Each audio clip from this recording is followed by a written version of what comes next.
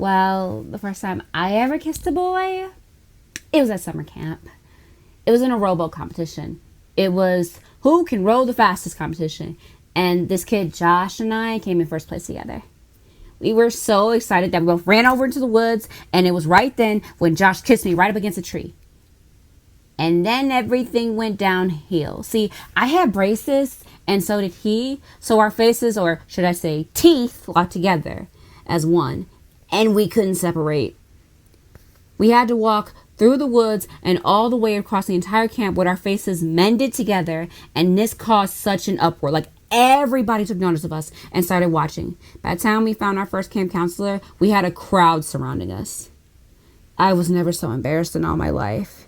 And to make it worse, the counselor kept asking us stupid questions like, what happened here? And how could this have happened? And Josh and I, we tried talking and explain, but the drool kept leaking inside our mouths. And it was just, oh God, it was just horrible. I don't want to think about it.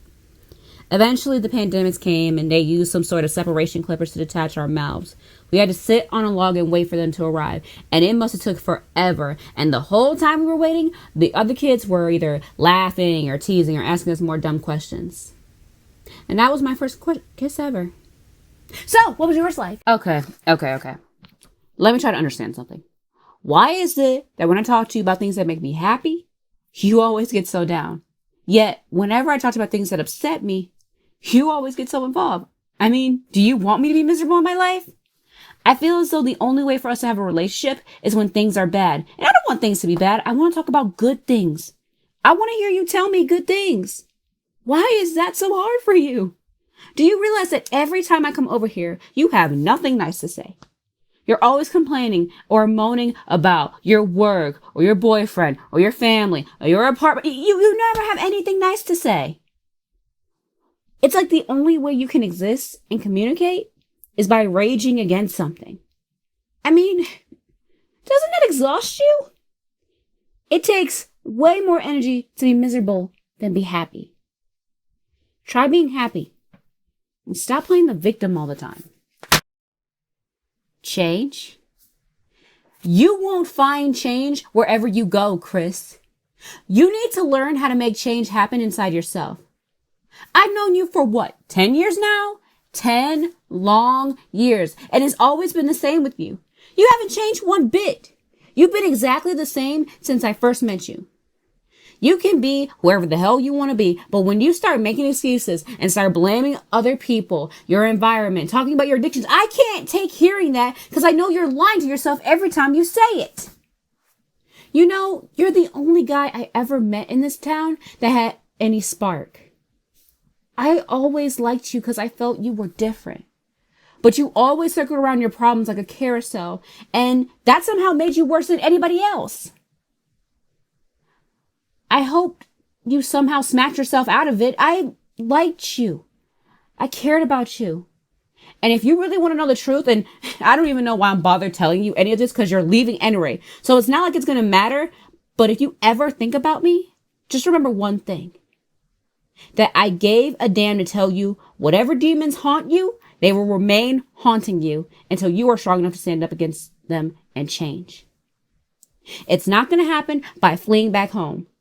That dead weight will follow you forever until you cut the chain. Don't you dare walk away from me. And don't tell me you're sorry. And don't tell me to forget it. And don't you dare tell me to let it go. And God knows I'd like to. I wish I could, but I can't. I can't forget we had something and you're running away. You're running away. Don't you see, Mark? You're running away from what I've searched for all my life. And because what? You're scared? Well, I'm scared too. But you and I, we have something worth fighting for. We can make it work. And I'm not saying it will be easy, but I care about you. And I know deep down under this bravado, you care about me. And that's what it's all about, Mark. Don't you get it? It's the human experience.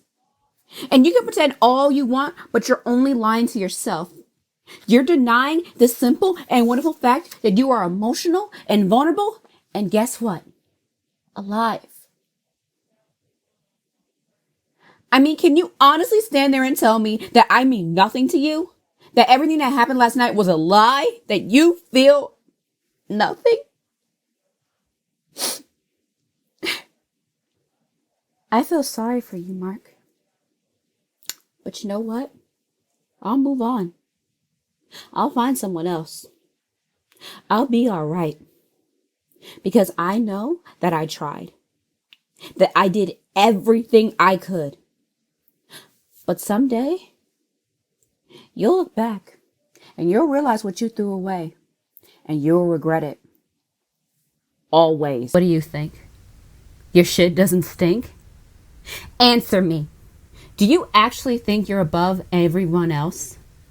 You know what you are? Because I'll tell you. You're an insecure person. You have issues. You contradict yourself constantly. And what's sad about you is that you can be the coolest person ever. You have the potential to be so wonderful, but instead you're stuck in your own weird way of thinking. No, you're going to let me speak. I listen to you. Now you're going to hear what I have to say. You're controlling. You're a mind manipulator. You're great at turning things around and making yourself look right. You all know how to play the victim. You have a terrible temper. And you think who you are. You think no one is more dominant than you are. All those things don't make you to be a real, well-rounded individual. You know, I think you are the way you are because of how you were raised by your parents. I also think you're too close-minded. If you would just open up a little, just a crack, you might find out so much more about yourself. I guarantee you'll be able to resolve whatever demons live in you, and you'll begin to be a happier person. And I mean happy for real. Not to show that you put on, but realness, that was what makes it be happy. Just listen, please. You need to hear what I'm saying and find the strength to make interchanges, or I'm leaving you.